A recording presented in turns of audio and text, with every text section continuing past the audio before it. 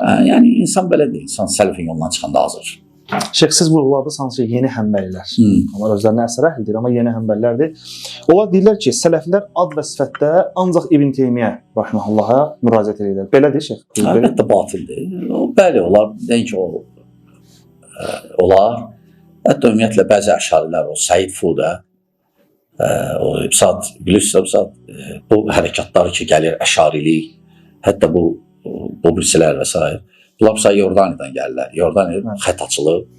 Hətta cıtdanlar da deyirdilər, biz özləri etiraf eləmişlər ki, bizi Yordaniya göndərir. Neysə Yordaniya məktəbə gəlir. Oradan da əşarilik gəlir, tafvid əhli gəlir. O Said Fuda hətta İbn Teymiyyə təkfir edir.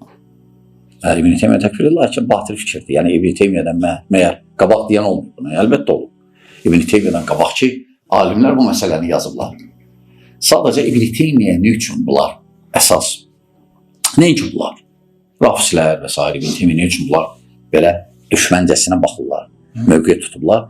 Çünki İbn Teymiyyə onları hamısını ifşa eləyib, İbn Teymiyyə onları hamısına rədd eləyib. Baxmayaraq, ondan qabaq da rəddlər var. Ondan qabaq da İmam Əhmədin rəddləri var. Ondan sonra olanların, ondan qabaq olanların. Lakin İbn Teymiyyə xüsusən bu məsələlərdə seçilib. Rəddin çoxluğunda, onlarla birbaşa üzbəyüz olub.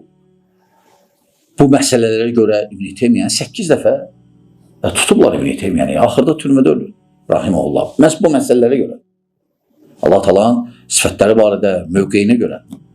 Hansı ki, bunu İbn Teymiyyə ilə bağlamaq təbii ki, batil fikirdir. Batil fikirdir. Aydındır.